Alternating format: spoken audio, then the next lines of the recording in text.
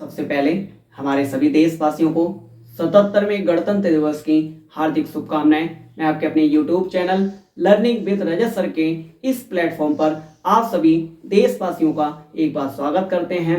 आज 26 जनवरी के इस अवसर पर हमारे पूरे देश में देशभक्ति जैसे रंगारंग कार्यक्रमों का आयोजन किया जा रहा है। मुझे बहुत खुशी होती है कि मैं एक भारतीय हूँ, मैं एक इंडियन हूँ, क्योंकि हमारा भारत एक देश नहीं बल्कि हमारी पहचान है, हमारा स्वाभिमान है, हमारा गर्व है।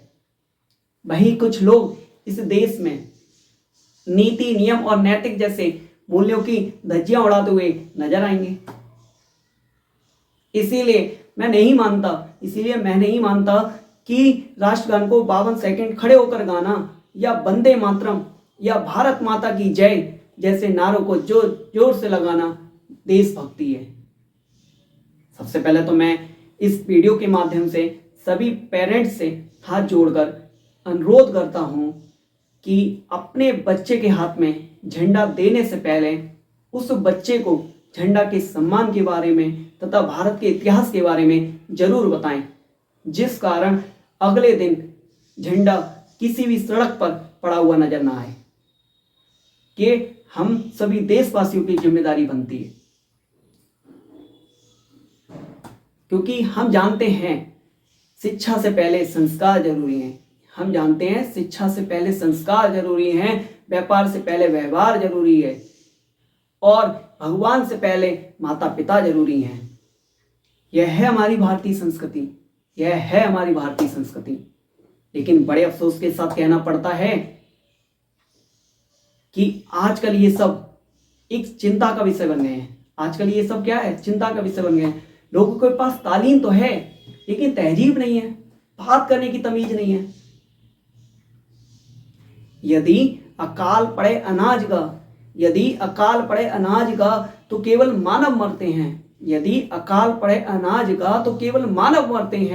और यदि अकाल पड़े संस्कारों का तो मानवता मरती है। आज मैं आपके बीच एक सत्य घटना मैंने कभी कुछ दिन पहले ही न्यूज़पेपर में पढ़ी थी, आपके बीच रख रहा। आप इस पर एक बार सोचें जरूर, एक बार विचार जरूर करें। यह सत्य घटना एक स्कूल अध्यापिका की है, जो स्कूल अध्यापिका के साथ साथ एक माँ भी है। दुनिया की हर एक माँ की तरह उनके भी बड़े सपने थे। उनका सपना था मेरा बेटा अच्छे से पढ़े, अच्छे से लिखे, अच्छी तालीम दी जाए।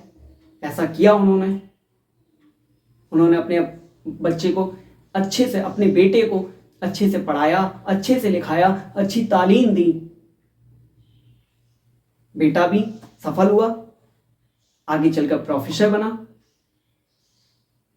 उस बेटे की डॉक्टर बहू से शादी हो गई, घर में सब कुछ ठीक ठाक चल रहा था, पैसों की कोई कमी नहीं थी। लेकिन कुछ बुरे दिन कुछ यूं आए उनके परिवार में कि उनकी मां को लकवा मार गया, जिसमें आप जानते ना आधा धड़ क्या काम नहीं करता। तो उस लकवे में क्या हुआ, उसकी मां के हाथ पैर चलना बंद हो गए और वह बिस्तर पर पड़ गई। कुछ दिन बाद प्रोफेसर साहब, मतलब उनके जो बेटे ने अपनी मां को सहारा देकर खड़ा किया। मां खुश हो गई। मां को लगा कि मेरा बेटा मेरे बुढ़ापे का सहारा बन रहा है। बेटा धीरे धीरे कर अपनी मां को सीढ़ियों के सहारे ऊपर छत पर ले गया। मां और खुश हो गई। मां को लगा मेरे बेटे को कितनी फिक्र है, वो आज मुझे छत पर धूप दिखाने ले जा रहा है।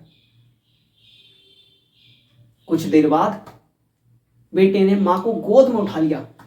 मां खुशी से भाव विभोर हो गई। मां को लगा कि मेरे बेटे को समझ आ गया है कि मुझे सीढ़ियां चढ़ने उतरने में परेशानी हो रही है, इसीलिए उसने मुझे गोद में उठा लिया। मेरा बेटा मेरी कितनी फिक्र करता है, मुझसे कितना प्यार करता है। लेकिन उसके बाद जो हुआ, मैं हाथ जोड़कर प्रार्थना करता हूं दुनिया में ऐसा किसी मां के साथ ना हो।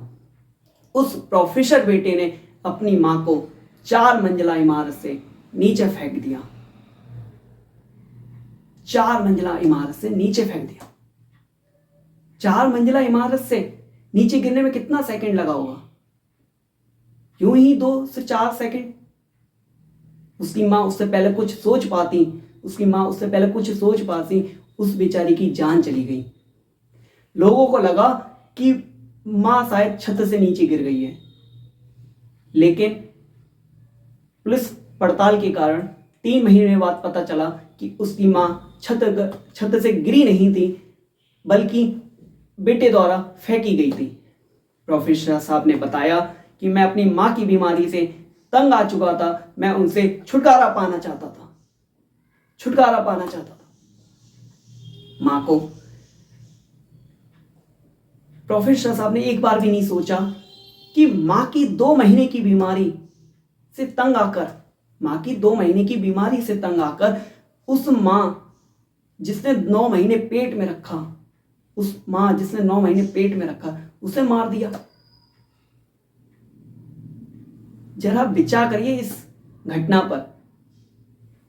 ऐसी घटनाएं हमारे भारत में ना जाने कितनी होती हैं, हमारे भारत देश में ना जाने कितनी होती हैं। अच्छा, इन सभी घटनाओं में एक समानता है। यह घटना ज्यादातर शिक्षित लोगों के द्वारा घटित होती हैं। इसमें शिक्षित लोग ज्यादा होते हैं। मैंने कुछ अभी पढ़ा हुआ था, कुछ दिन पहले ही आंकड़ा कुछ था ऐसे ही, लगभग 65-70 के अप्रोक्स से सारी घटनाओं में शिक्षित लोग ज्यादा पाए जाते हैं। ऐसा क्यों हो रहा है? हम लोग शिक्षा तो ग्रहण कर रहे हैं, लेकिन उसको अपने व्यवहार में नहीं ला रहे। आजकल तो पता नहीं शिक्षा का क्या मतलब है, क्या महत्व बता दिया गया है, शिक्षा का डायरेक्शन ही चेंज कर दिया गया। तो सभी पेरेंट्स, सभी लोगों से अनुरोध है कि शिक्षा से पहले बच्चों को संस्कार बहुत जरूरी है देना। नहीं तो जैसे इस मां के साथ हुआ, वैसे ना जाने और कितनी माओं के साथ होगा। हम सभी लोगों को इस घटना पर विचार जरूर करना चाहिए। इसी के साथ मैं आज अपनी वाणी को विराम देता हूं। जय हिंद, जय भारत।